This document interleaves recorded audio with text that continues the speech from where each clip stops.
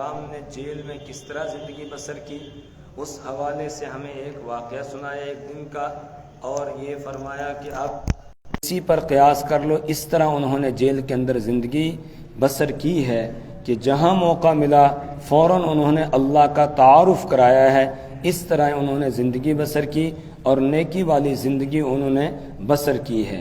دو آدمی ان کے پاس خواب کی تعبیر معلوم کرنے کے لیے آتے ہیں تو پہلے ان کو اللہ کے دین کی دعوت دی، یعنی اللہ کا تعارف کرایا، اور اس کے بعد پھر ان کے خوابوں کی تعبیر بیان کی، اور ان میں سے جس کے بارے میں ان کو خیال تھا کہ یہ چھوٹ جائے گا، یہ رہا ہو جائے گا، اس سے یہ کہا تھا کہ اپنے بادشاہ کے سامنے میرا تذکرہ کرنا کہ ایک بے گناہ آدمی جیل کے اندر بند ہے اور کافی عرصے سے بند ہے، یہ میرا تذکرہ کرنا۔ لیکن جب وہ آدمی رہا ہو کر گیا تو فَأَنْسَاهُ الشَّيْطَانُ ذِكْرَ رَبِّهِ، تو شیطان نے یوسف علیہ السلام کا تذکرہ کرنا اسے بھلا دیا، وہ تذکرہ نہیں کر سکا، اور پھر چند سالوں تک حضرت یوسف علیہ السلام بدستور جیل کے اندر بند رہے، قید خانے میں رہے۔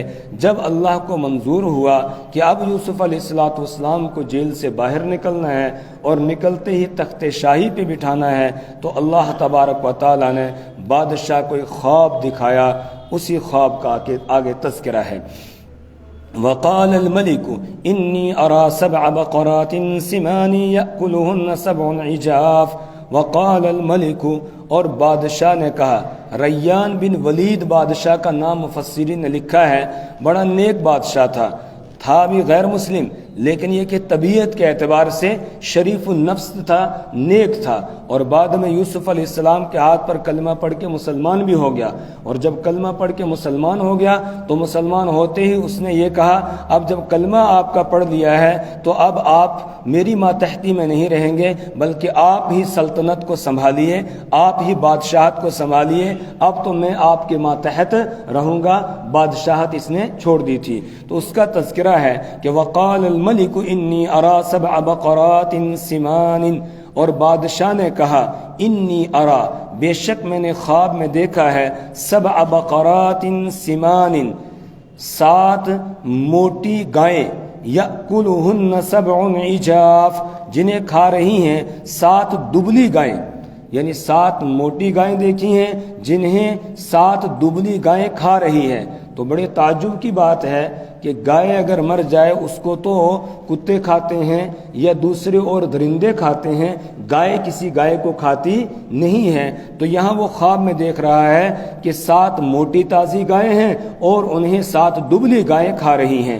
وَسَبْعَ سُنبُلَاتٍ خُضْرٍ، اور 7 سبز کھوشے ہیں، 7 سبز کھوشے، جیسے ہوتا ہے نا گیہوں کا کھوشا ہوتا ہے، مکی کا بھی ہوتا ہے، اسی طریقے سے چاول کا بھی، دھان کا کھوشا ہوتا ہے جس میں بہت سارے دانے لگے ہوئے ہوتے ہیں۔ تو یہ 7 سبز کھوشے دیکھے، وَأُخَرَ يَابِسَاتٍ، اور دوسرے خشک، یعنی 7 اور خشک کھوشے دیکھے۔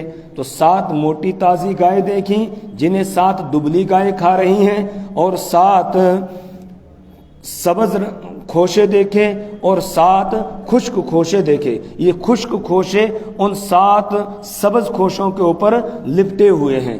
اس طرح بادشاہ نے خواب دیکھا، صبح کو اٹھا، پریشان ہو گیا کہ میں نے یہ خواب کیا دیکھا ہے، تو اپنے جو درباری تھے ان کو بلایا اور ان سے تعبیر دینے کے لیے کہا، یا ایھا الملأ افتونی فی رؤیای ان کنتم للرؤیا تعبرون۔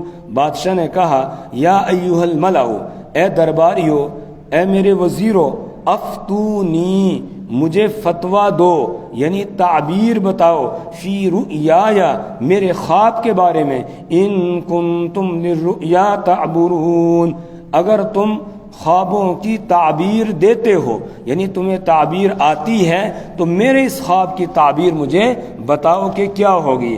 اب وہ تو ویسے سٹے لگانے والے تھے، خوابوں کی تعبیر تو کوئی جانتا نہیں تھا، کبھی تکا لگ گیا تو لگ گیا، ورنہ ویسے ہی سٹے لگاتے تھے۔ تو انہوں نے جب بادشاہ کا یہ خواب سننے کے بعد انہوں نے فیصلہ کیا، قالوا اضغاث احلام، انہوں نے کہا یہ تو بکھرے ہوئے خیالات ہیں، ازغاس زغسن کی جمع ہے، اور زغسن کے معنی آتے ہیں گھاس کا وہ گٹھر جو ہاتھ میں آدمی لیتا ہے. اس طرح یعنی جب گھاس کاٹتا ہے نا گھاس کاٹنے والا، تو اس طرح گھاس کو ایک ہاتھ سے پکڑتا ہے، دوسرے سے نیچے سے دناتی چلاتا ہے، تو جو ہاتھ ایک مرتبہ ہاتھ سے پکڑنے میں ہاتھ میں آ جائے اس کو زغسن کہا جاتا ہے.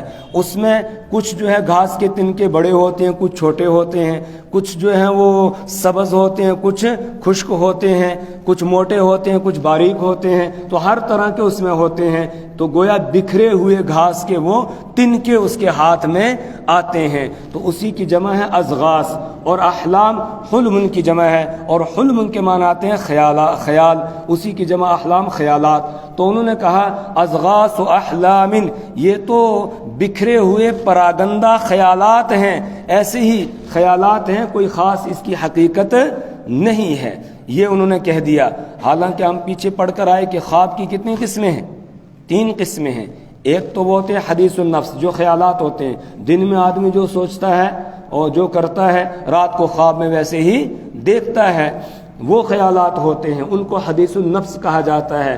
تو یہاں تو گائے دوسری گائے کو کھا رہی ہوں، بادشاہ کے وہم و گمان میں بھی اس طرح کی بات کہیں گزری نہیں ہے، تو اس کو حدیث النفس سے تعبیر نہیں کیا جا سکتا ہے، ان کو خیالات نہیں کہا جا سکتا تھا. لیکن چونکہ ان کے پاس تعبیر کا علم تھا نہیں، اس لیے انہوں نے اپنی جان چھڑانے کے لیے کہا یہ تو ویسے ہی پراگندہ قسم کے خیالات ہیں، بکھرے ہوئے خیالات ہیں.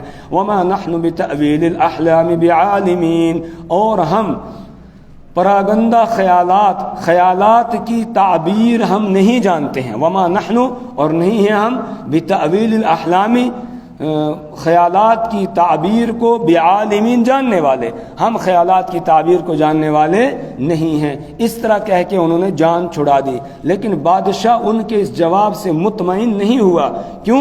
اس لیے کہ اللہ اس کو کوئی اشارہ دے رہا تھا، اور جس خواب پہ آدمی جو ہے مطمئن نہ ہو تو اس کا مطلب ضرور اس میں اللہ کی طرف سے کیا ہے، کوئی اشارہ ہوتا ہے. پھر اس کو کسی معبر کے پاس جانا چاہیے اور تعبیر پوچھنی چاہیے. تو اسی طرح بادشاہ ان کے جواب سے مطمئن نہیں ہوا، اس کا رنگ اڑا ہوا تھا، وہ پریشان تھا کہ یہ میں نے عجیب منظر کیا دیکھا ہے. تب تک وہ شخص جو رہا ہو کر آیا تھا بادشاہ کا ساقی، اس کو یاد آ گیا. اسی کا قرآن نے تذکرہ کیا. وَقَالَ الَّذِي نَجَا مِنْهُمَا، اور کہا اس شخص نے جس نے ان دونوں میں سے، یعنی ساقی اور باورچی، ان دونوں میں سے رہائی پائی تھی. وَذَّكَرَ بَعْدَ أُمَّةٍ، اور اسے یاد آیا ایک عرصے کے بعد. امتن کے معنی یہاں ہے لمبی مدت کے بعد، عرصے کے بعد. قرآن پاک میں امتن کا لفظ 3 معنی میں استعمال ہوا ہے. ایک تو مدت کے معنی میں جیسے یہاں ہے، اور اسی طریقے سے جماعت کے معنی میں، گروہ کے معنی میں بھی ہے. کنتم خیر امت اخرجت للناس، تم بہترین گروہ ہو جس کو لوگوں کی نفع رسانی کے لیے نکالا گیا ہے. اسی طریقے سے امتن کے معنی پیشوا اور مقتدا کے بھی آتے ہیں. ان ابراہیم کان امتن قانتا للہ حنیفا، حضرت ابراہیم علیہ السلام ایک پیشوا تھے، مقتدا تھے. یہاں اس کے معنی ہیں مدت کے، وقت کے. تو وَذَّكَرَ بَعْدَ أُمَّةٍ، اسے یاد آیا ایک عرصے کے بعد. أَنَا أُنَبِّئُكُمْ بِتَأْوِيلِهِ، اس نے کہا جس نے رہائی پائی تھی ان دونوں میں سے، أَنَا أُنَبِّئُكُمْ بِتَأْوِيلِهِ، کہ میں تم کو اس خواب کی تعبیر بتاؤں گا، اس خواب کی حقیقی تعبیر میں تم کو بتاؤں گا. فَأَرْسِلُونِي، پس تم مجھے بھیجو. یعنی اس نے پوری بات بتائی ہوگی کہ میں تمہیں خواب کی تعبیر بتاتا ہوں. اس کے لیے ایسا ہے کہ مجھے جیل میں بھیجو، وہاں ایک آدمی ہے اور وہ خوابوں کی زبردست قسم کی تعبیر بتاتا ہے، اس سے میں پوچھ کے آتا ہوں، اور پھر وہ جو تعبیر بتائے گا وہ میں آ کر تمہیں بتاؤں گا. اب بادشاہ نے فوراً اس کے لیے انتظام کرایا ہوگا. یہ بات آدمی خود سمجھ سکتا ہے، اس لیے قرآن نے اس کو بیان نہیں کیا. بادشاہ نے انتظام کرایا ہوگا کہ میرا ساقی آ رہا ہے اور اس کو جیل میں فلانے آدمی سے ملنا ہے، اس کا انتظام کیا جائے اور اس سے اس کو ملنے دیا جائے. اب یہ ساقی گیا اور جیل کے اندر پہنچ گیا. جب جیل کے اندر پہنچا، یوسف علیہ السلام سے ملا، تو اس کے بعد اس نے یوسف علیہ السلام کو مخاطب کر کے کہا، یوسف ایھا الصدیق، یوسف ایھا الصدیق، اے یوسف، اے سچے، افتنا فی سبع بقرات سمان، افتنا، ہمیں فتویٰ دیجئے، ہمیں تعبیر بتائیے، فی سبع بقرات سمان، 7 موٹی گایوں کے بارے میں، یأکلہن 7 عجاف جنہیں کھا رہی ہیں 7 دبلی گائیں، و7 سنبلات خضر اور 7 سبز خوشوں کے بارے میں، وأخر یابسات اور دوسرے خشک، یعنی دوسرے 7 اور ہیں جو خشک ہیں، ان کے بارے میں مجھے آپ ذرا تعبیر بتائیے۔ یعنی اس نے یہ بتایا ہوگا کہ ہمارے بادشاہ نے یہ خواب دیکھا ہے، اب اس خواب کی تعبیر آپ مجھے بتائیے، لعلی ارجع الی الناس، تاکہ میں لوگوں کی طرف لوٹوں خواب کی تعبیر لے کر، لعلہم یعلمون تاکہ وہ جان لیں، انہیں پتہ چل جائے۔ اب یوسف علیہ السلام کا حوصلہ اور اخلاق دیکھیے، اس کو کچھ کام بتایا تھا کہ بادشاہ کے سامنے میرا تذکرہ کرنا، یہ بھول گیا۔ اب جب اپنا کام پڑا تو فوراً دوڑ کر آ گیا۔ ہمارے جیسا اگر کوئی ہوتا تو پہلے اس کو تھوڑا ٹھیک کرتا اور اس کو کم سے کم شرم دلاتا کہ بھائی میں نے بھی تمہیں کوئی کام کہا تھا، اتنا عرصہ ہو گیا تم نے میرا کام نہیں کیا اور اب اپنا کام پڑا تو ایک دم آگے ہو، منہ اٹھایا اور چل پڑے، اس طرح ڈانٹ ڈپٹ کرتا۔ لیکن یوسف علیہ السلام کے اخلاق دیکھیے، ہر نبی کے ایسے ہی اخلاق ہوتے ہیں۔ نبی جو ہوتا ہے وہ اخلاق کے اعلیٰ درجے پر قائم ہوتا ہے۔ انک لعلی خلق عظیم، آپ تو اخلاق کے اعلیٰ درجے پر قائم ہیں۔ خود رسول پاک صلی اللہ علیہ وسلم کو قرآن نے خطاب کر کے کہا ہے۔ تو یوسف علیہ السلام نے اس کو یہ یاد ہی نہیں دلایا کہ میں نے بھی کوئی کام تجھے بتایا تھا، بلکہ اس کو محسوس ہی نہیں ہونے دیا تاکہ اس کو شرمندگی نہ ہو۔ تو یوسف علیہ السلام نے اب خواب سنا، سننے کے بعد اس کی تعبیر بتائی، اور تعبیر سے بڑھ کر ساتھ میں تدبیر بھی بتا دی۔ تعبیر بھی بتائی اور تعبیر کے ساتھ ساتھ تدبیر بھی بتا دی۔ جن حالات کا اس خواب کے نتیجے میں سامنا ہونے والا تھا تو ان حالات میں کس تدبیر سے ان کو کام چلانا ہے، کیسے کام کرنا ہے، وہ بھی یوسف علیہ السلام نے ساتھ میں بتا دیا۔ قال تزرعون 7 سنین دأبا، حضرت یوسف علیہ السلام نے فرمایا تزرعون، تم کھیتی باڑی کرو گے، 7 سنین 7 سال تک، دأبا مسلسل لگاتار 7 سالوں تک تم کھیتی باڑی کرو گے، یعنی 7 سال اچھے ہوں گے، خوشحالی کے ہوں گے، اور زمین سے خوب غلہ اگے گا، تو اس میں تم کھیتی باڑی کرو گے۔ یہ جو گائے دیکھی ہیں، بیل دیکھے ہیں، تو اس کا مطلب یہ ہے کہ ہل لگاؤ گے تم، اور وہ جو 7 سبز خوشے دیکھے ہیں، اس کا مطلب یہ ہے کہ پیداوار بھی خوب اچھی طرح اگے گی، خوب پیداوار ہوگی۔ تو فرمایا تزرعون 7 سنین دأبا، تم کھیتی باڑی کرو گے 7 سالوں تک، دأبا لگاتار۔ فما حصدتم فذروه في سنبله الا قليلا مما تأكلون۔ اب تعبیر بتا دی پہلے حصے کے خواب کی، اس کے بعد تدبیر بتاتے ہیں کہ ان سالوں میں تمہیں کرنا کیا ہے۔ فما حصدتم، جو بھی کھیتی تم کاٹو گے، جب سیزن پورا ہوگا کھیتی کا، کھیتی کٹے گی تو کھیتی کو کاٹو گے تو ایک کام کرنا، فذروه في سنبله، اس کھیتی کو اس کے خوشوں ہی میں رہنے دینا۔ گاہنے کے بعد اس کا چھلکا الگ کیا جاتا ہے نا، جیسے چاول ہے تو چاول الگ اور چھلکا اس کا الگ کیا جاتا ہے، تو کہا الگ نہیں کرنا، خوشوں کے اندر ہی اس کو رہنے دینا۔ گیہوں ہے اس کو بھی خوشے کے اندر ہی رہنے دینا، مکی ہے اس کے اوپر جو قدرتی اللہ کی طرف سے غلاف چڑھا ہوا ہوتا ہے، اس کو اس کے اوپر ہی رہنے دینا، اس سے باہر نہ نکالنا۔ فذروه فی سنبلہ، تو تم اس کو چھوڑ دینا اس کے خوشے میں، الا قلیلا مما تأکلون، مگر وہ بہت تھوڑا سا جو تم کھاؤ، یعنی جتنی تمہیں ضرورت ہوگی کھانے کی اسی کو خوشے سے نکالنا، باقی ساری کھیتی اس کو خوشوں میں ہی رہنے دینا، اور اس کو اکٹھا کر کے رکھنا، جمع کر کے رکھنا، بچا کے رکھنا، ضائع نہیں کرنا۔ ثم یأتی من بعد ذلك 7 شداد، پھر اس کے بعد 7 سختی کے سال آئیں گے، 7 سختی کے سال، یعنی قحط سالی کے سال آئیں گے، جن میں گائے جو ہے یعنی بیل کو کھیت میں لگانے کی ضرورت نہیں پڑے گی۔ بیل تو تب لگائیں گے جب بارش ہوگی، تو امید ہوگی کہ کچھ اگے گا، اور جب بارشیں بند ہو جائیں گی، قحط سالی ہوگی، تو ہل لگانے کا کوئی فائدہ ہوگا؟ نہیں ہوگا۔ یہ ہے وہ 7 جو دبلی گائیں دیکھی تھی، اور ساتھ میں یہ کہ پیداوار نہیں ہوگی، جب ہل نہیں لگے گی تو پیداوار نہیں ہوگی۔ یہ 7 خشک کھوشے ہیں، یعنی خشکی کے 7 سال آئیں گے جن میں کچھ بھی زمین سے پیدا نہیں ہوگا۔ ثم یأتی من بعد ذلك 7 شداد، پھر اس کے بعد آئیں گے 7 سختی کے سال، یأکلن ما قدمتم لہن، وہ 7 سال کھا جائیں گے اس چیز کو جس کو تم نے بچا کے ان کے لیے رکھا ہوگا۔ یعنی جو میں نے تمہیں تدبیر بتائی کہ غلہ بچا کے رکھنا، تو جو غلے کا حصہ تم بچا کر رکھو گے تو یہ اس میں کام آئے گا تمہارے، یعنی ان خشک سالی قحط سالی میں وہ بچایا ہوا غلہ تمہارے کام آئے گا۔ تو یأکلن ما قدمتم لہن، یہ 7 سال ختم کر دیں گے، کھا جائیں گے اس چیز کو جس کو تم نے ان کے لیے پہلے ہی بچا کے رکھا ہوگا۔ الا قلیلا مما تحسنون، مگر تھوڑا سا بچ جائے گا جس کو تم شمار کرو گے، یعنی بیج کے لیے کچھ حصہ غلے کا بچ جائے گا۔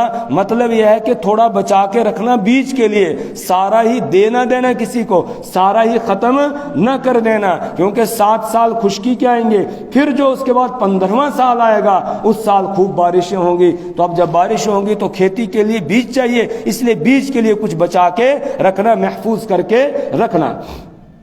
تو الا قلیلا مما تحسنون، مگر وہ بہت تھوڑا، یعنی یہ 7 سال ختم کر دیں گے اس سارے غلے کو جس کو تم نے بچا کے رکھا تھا ان کے لیے۔ الا قلیلا مما تحسنون، مگر وہ تھوڑا سا وہ جس کو تم شمار کر کے یا حفاظت سے رکھو گے وہ تمہارے پھر کام آئے گا، تو اس لیے تھوڑا سا بچا کے رکھنا۔ پھر 14 سال ہو گئے، پہلے 7 سال جو تھے وہ کون سے ہیں؟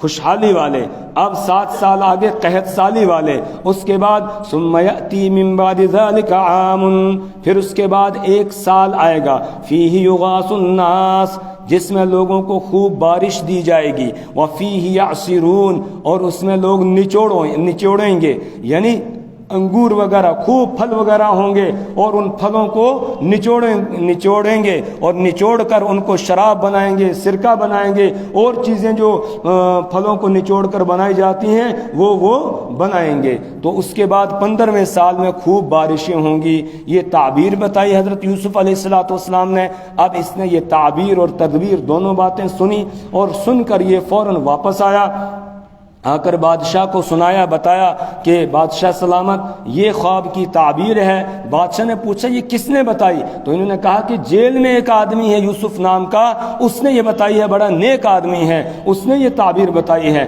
بادشاہ نے کہا اچھا، ہماری مملکت میں اس طرح کے نیک لوگ اور اس طرح کے علم رکھنے والے لوگ بھی ہیں، اور ان کو جیل میں بند کیا گیا ہے، ذرا اس کو لاؤ، نکال کر جا کے اس کو رہا کرا کے وہاں سے لے کر آؤ اس کو، کہ بادشاہ نے آپ کو بلایا ہے۔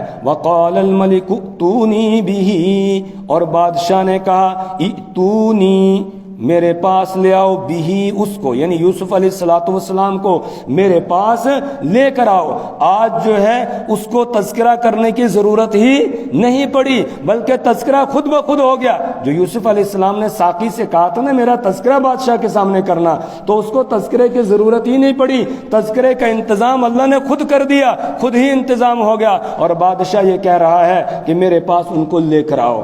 اب بادشاہ کا یہ قاصد ساقی پھر دوبارہ جاتا ہے یوسف علیہ السلام کے پاس، اور جا کر ان سے کہتا ہے کہ بادشاہ آپ کو بلا رہے ہیں۔ تو یوسف علیہ السلام کی جگہ اگر ہم میں سے کوئی ہوتا تو بے صبری کا مظاہرہ کرتے فوراً ننگے پاؤں ہی دوڑ پڑتا، جوتے بھی اس کو جلدی میں نہ ملتے کہ بادشاہ نے مجھے بلایا ہے۔ اور پھر اتنا لمبا عرصہ ہو گیا، 14 سال تقریباً گزر چکے ہیں جیل کے اندر، قید خانے کے اندر، تو کس طرح نکلتے؟ لیکن حضرت یوسف علیہ السلام پر سلام ہو کہ وہ اس طریقے سے جلدی سے نہیں نکلے، بلکہ انہوں نے پہلے جو عورتوں نے ان کے ساتھ مکر کیا تھا اس کی صفائی کے بارے میں کہا کہ پہلے عورتوں سے پوچھو ان کا کیا مسئلہ تھا، اور جب میری صفائی سامنے آ جائے گی، بے گناہ ہونا میرا ثابت ہو جائے گا، تب میں نکلوں گا، اس سے پہلے میں نہیں نکلوں گا۔ کیوں؟ اس لیے کہ کل کو یوسف علیہ السلام کو دعوت کا کام کرنا ہے، لوگوں کو اللہ کی طرف بلانا ہے۔ اب اس وقت میں کوئی تانا دے گا، کہے گا آپ تو وہی ہیں جو کل جیل کے اندر تھے اور آج ہمیں جو ہے دین سکھانے لگ گئے، اس طریقے سے کوئی تانا دے سکتا ہے۔ اس لیے یوسف علیہ السلام نے پہلے اپنی صفائی جو ہے اس کو، اپنی برات کو ظاہر کیا، اس کے بعد پھر جو ہے یوسف علیہ السلام نکلتے ہیں۔ فلما جاءه الرسول، پس جب یوسف علیہ السلام کے پاس بادشاہ کا قاصد آیا، قال، تو یوسف علیہ السلام نے فرمایا، ارجع الی ربک، اپنے بادشاہ کے پاس لوٹ کر جاؤ، اور فاسألہ ما بال النسوة اللاتی قطعن ایدیہن، اور ان سے پوچھو ما بال النسوہ، ان عورتوں کا کیا حال ہے، اللاتی قطعن ایدیہن، کہ جن عورتوں نے اپنے ہاتھ کاٹ ڈالے تھے۔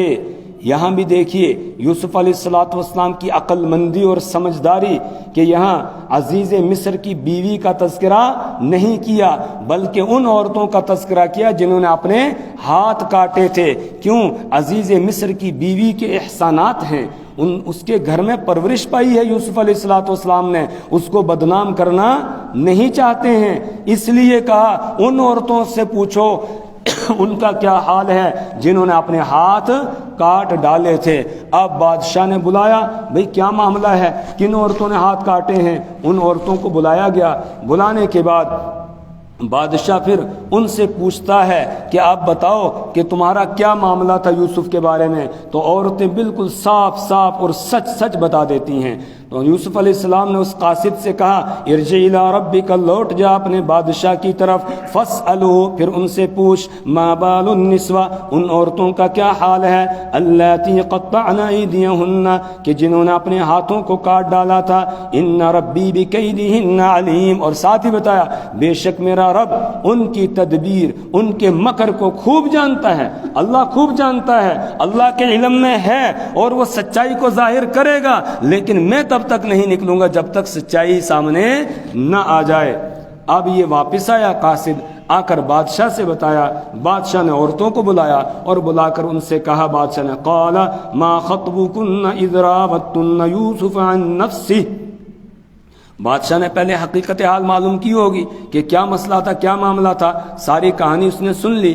سننے کے بعد عورتوں کو بلا کر کہا، ما خطبکن، تمہارا کیا حال ہے، تمہارا کیا معاملہ ہے، اذ راوتن یوسف عن نفسی، جس وقت کہ تم نے یوسف علیہ السلام کو پھسلایا تھا، عن نفسی، ان کی خواہش کے بارے میں، ان کے نفس کے بارے میں، تو یہ کیا معاملہ تھا؟ قلنا حاش للہ ما علمنا علیہ من سوء، جادو وہ ہے جو سر چڑھ کے بولے، قلنا، تو ان عورتوں نے کہا، حاش للہ، قسم بخدا یا اللہ کی ذات پاک ہے، ما علمنا علیہ من سوء، ہم نے یوسف علیہ السلام میں کوئی بری بات نہیں دیکھی، کوئی بھی برائی ان کے اندر ہم نے نہیں دیکھی ہے، وہ ایک بہت نیک اور صاف ستھرے انسان ہیں، ان میں ہم نے کوئی برائی نہیں دیکھی۔ ما علمنا علیہ من سوء، سوء نکرہ ہے اور اس پر من داخل ہے، اس کا مطلب ذرا سی بھی برائی ہم نے ان کے اندر نہیں دیکھی ہے، کوئی اتنی سی بھی بری بات ان کے اندر ہم نے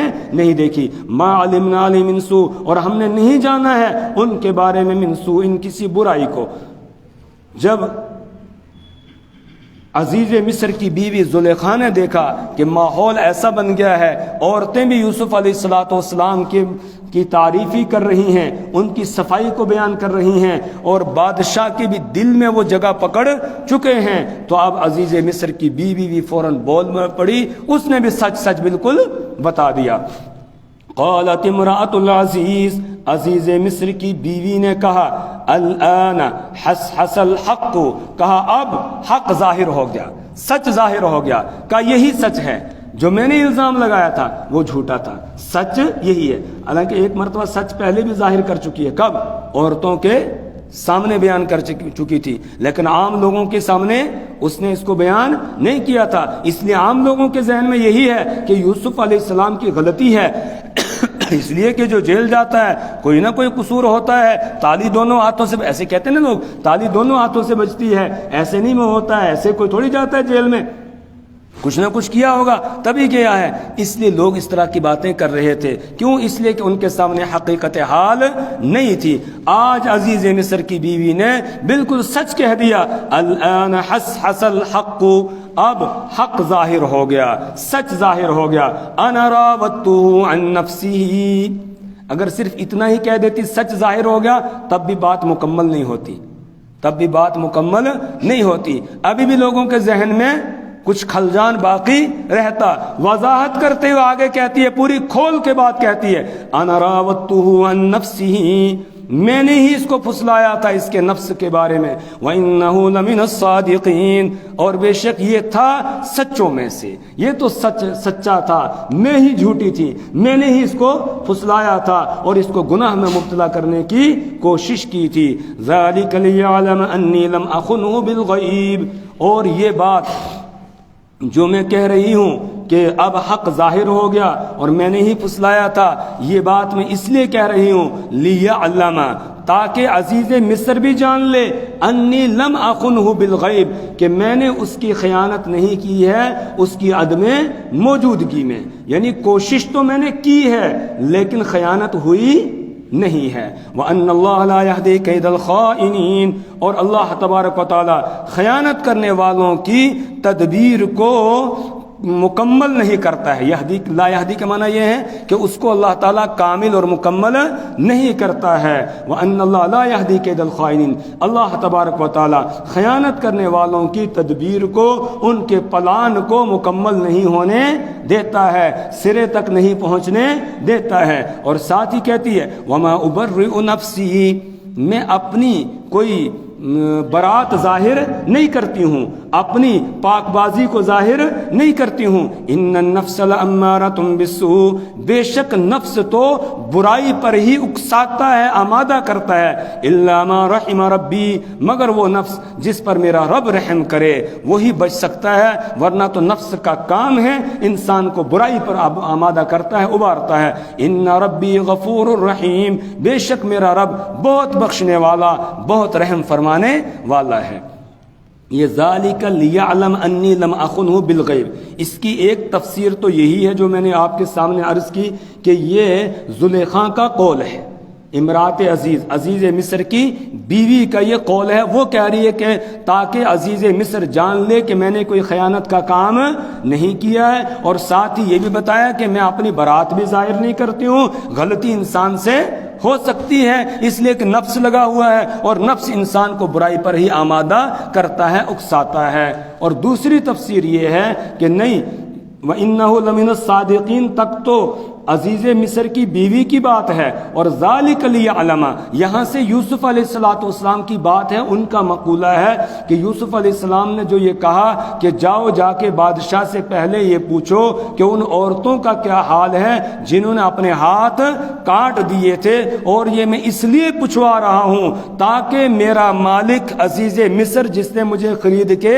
لایا تھا وہ جان لے انی لم اخنہ بالغیب، کہ میں نے اس کی عدم موجود میں اس کی بیوی کے ساتھ کوئی برا کر کے خیانت نہیں کی ہے۔ اور جو خیانت کرنے والے ہوتے ہیں اللہ ان کی بات کو سرے لگاتا نہیں ہے، ان کی بات مکمل نہیں ہوتی ہے، ان کی تدبیر کامیاب نہیں ہوتی ہے۔ اور میری صفائی اس وقت بالکل کیا ہوگی؟ ظاہر ہو رہی ہے، سب مان رہے ہیں کہ یوسف علیہ السلام بے قصور ہیں، تو اس کا مطلب میں نے کوئی خیانت نہیں کی ہے۔ اور ساتھ ہی یہ بھی بتایا کہ یہ جو میں نے بتایا اپنی صفائی ظاہر کروائی کہ عورتوں سے پوچھو، اس سے کوئی یہ نہ سمجھے کہ میں کوئی تکبر کے اندر مبتلا ہوں، نہیں، وما ابرئ نفسی، میں اپنے نفس سے برات کو ظاہر نہیں کرتا ہوں۔ ان النفس لامارۃ بالسوء، بے شک نفس تو برائی پر ہی اکساتا ہے، آمادہ کرتا ہے۔ ہے الا ما رحم ربی، مگر وہ کہ جس پر میرا رب رحم کرے، ان ربی غفور الرحیم، بے شک میرا رب بہت بخشنے والا رحم فرمانے والا ہے۔ تو یہ یوسف علیہ السلام کا مقولہ ہوگا، زلیخا کا مقولہ نہیں ہوگا۔ اس تفسیر کے مطابق دونوں تفسیریں مفسرین نے نقل کی ہیں۔ ترجمہ دیکھ لیجئے۔ وقال الملك إني أرى 7 بقرات سمان يأكلهن 7 عجاف، اور بادشاہ نے کہا بے شک میں نے دیکھا ہے 7 موٹی گایوں کو، یأکلوہن کہ انہیں کھا رہی ہیں، 7 عجاف 7 دبلی گائیں، و7 سنبلات خضر، اور میں نے 7 ہرے کھوشے دیکھے ہیں، سبز کھوشے دیکھے ہیں، وأخر یابسات، اور دوسرے خشک۔ یا ایھا الملأ، اے میرے وزیروں یا اے میرے درباریوں، افتونی فی رؤیایا، تم میرے خواب کے بارے میں مجھے تعبیر دو، ان کنتم للرؤیا تعبرون، اگر تم خوابوں کی تعبیر دیتے ہو۔ قالوا اضغاث احلام، انہوں نے کہا یہ تو بکھرے ہوئے خیالات ہیں، وما نحن بتأویل الاحلام بعالمین، اور ہم خیالات کی تعبیر نہیں جانتے ہیں۔ وقال الذی نجا منہما، اور کہا اس شخص نے جس نے رہائی پائی تھی ان دونوں میں سے، وذکر بعد امت، اس حال میں کہ اسے یاد آیا ایک عرصے کے بعد، انا انبئکم بتأویلہ، اس نے کہا میں تمہارے سامنے بیان کروں گا اس خواب کی تعبیر، فارسلونی، پس تم مجھے بھیجو۔ یوسف ایھا الصدیق افتنا فی 7 بقرات سمان، اس نے کہا اے یوسف، اے سچے، افتنا، ہمیں فتویٰ دیجئے، ہمیں تعبیر بیان، ہمارے سامنے تعبیر بیان کیجئے، فی 7 بقرات سمان، 7 موٹی گایوں کے بارے میں، یأکلوہن 7 عجاف، جنہیں کھا رہی ہیں 7 دبلی گائیں، و7 سنبلات خضر، اور 7 سبز کھوشوں کے بارے میں، وأخر یابسات، اور دوسرے خشک، لعلی ارجع الی الناس، تاکہ میں لوٹوں لوگوں کی طرف، یعنی خواب کی تعبیر لے کر، لعلہم یعلمون، تاکہ وہ جان لیں، یعنی خواب کی تعبیر کو لوگ جان لیں۔ قال تزرعون 7 سنین دأبا، حضرت یوسف علیہ السلام نے فرمایا تم کھیتی باڑی کرو گے 7 سنین، 7 سالوں تک، دأبا لگاتار، فما حصدتم، پس تو جو بھی کھیتی تم کاٹو، فذروه فی سنبلہ، تو اس کو چھوڑ دو اس کے خوشوں میں، الا قلیلا مما تأکلون، مگر وہ بہت تھوڑی سی جس کو تم کھاؤ۔ ثم یأتی من بعد ذلك 7 شداد، پھر اس کے بعد آئیں گے 7 سختی کے سال، یأکلن ما قدمتم لہن، انہیں وہ کھا جائیں گے اس چیز کو جس کو تم نے ان کے لیے پہلے بچا کر رکھا ہوگا، الا قلیلا مما تحصنون، مگر وہ بہت تھوڑا سا غلہ کہ جس کو تم بچا کر رکھو گے۔ ثم یأتی من بعد ذلك عام، پھر اس کے بعد آئے گا 1 سال، فیہ یغاث الناس، جس میں لوگوں کو خوب بارش دی جائے گی، وفیہ یعصرون، اور اس میں وہ پھلوں کو نچوڑیں گے۔ وقال الملک ائتونی بہ، بادشاہ نے کہا کہ اس کو میرے پاس لے کر آؤ۔ فلما جاء الرسول، جب یوسف علیہ السلام کے پاس قاصد آیا، قال ارجع الی ربک، تو یوسف علیہ السلام نے فرمایا تو لوٹ جا اپنے بادشاہ کے پاس، فاسألہ، تو ان سے پوچھ، ما بال النسوة اللاتی قطعن ایدیہن، ان عورتوں کا کیا حال ہے جنہوں نے اپنے ہاتھ کاٹ ڈالے تھے، ان ربی بکیدہن علیم، بے شک میرا رب ان کے فریب کو خوب جانتا ہے۔ قال ما خطبکن اذ راوتن یوسف عن نفسی، بادشاہ نے کہا اے عورتوں تمہارا کیا حال تھا، اذ راوتن یوسف عن نفسی، یا تمہارا کیا معاملہ ہے، اذ راوتن یوسف عن نفسی، جب تم نے یوسف علیہ السلام کو ان کی خواہش کے بارے میں پھسلایا۔ قلنا حاش للہ، تو عورتوں نے کہا قسم بخدا، ما علمنا علیہ من سوء، ہم نے ان کے بارے میں کوئی برائی نہیں جانی۔ قالت امرأۃ العزیز، عزیز مصر کی بیوی نے کہا، الآن حس الحق، اب حق ظاہر ہو گیا، انا راودتہ عن نفسہ، میں نے ہی ان کو پھسلایا تھا ان کے نفس کے بارے میں، وانہ لمن الصادقین، اور بے شک وہ سچوں میں سے تھا۔ ذلک لیعلم لیعلم انی لم اخنہ بالغیب، اور یہ بات اس لیے تاکہ عزیز مصر جان لے انی لم اخنہ بالغیب کہ میں نے یعنی یوسف نے لم اخنہ نہیں خیانت کی ہے اس کی بالغیب اس کی عدم موجودگی میں، وان اللہ لا یہدی کید الخائنین، اور بے شک اللہ تبارک و تعالی خیانت کرنے والوں کے پلان کو کامیاب نہیں کرتا ہے۔ وما ابرئ نفسی، اور میں اپنے نفس کی برات کو ظاہر نہیں کرتا ہوں، ان النفس لامارۃ بالسوء، بے شک نفس تو برائی پر ہی آمادہ کرتا ہے، اکساتا ہے، الا ما رحم ربی، مگر وہ جس پر میرا رب رحم کرے، ان ربی غفور رحیم، بے شک میرا رب بہت بخشنے والا رحم فرمانے والا ہے۔ اللہ تعالیٰ ہمیں اپنی کتاب کی سمجھ اور فہم عطا فرمائے، اللہ ہمیں اعمال صالحہ کی توفیق عطا فرمائے، برے اعمال سے اور ہر برائی سے اللہ ہمیں اور ہماری نسلوں کو محفوظ رکھے۔ سبحان اللہ و بحمدہ، سبحانک اللہم و بحمدک، ونشہد ان لا الہ الا انت ونستغفرک ونتوب الیک۔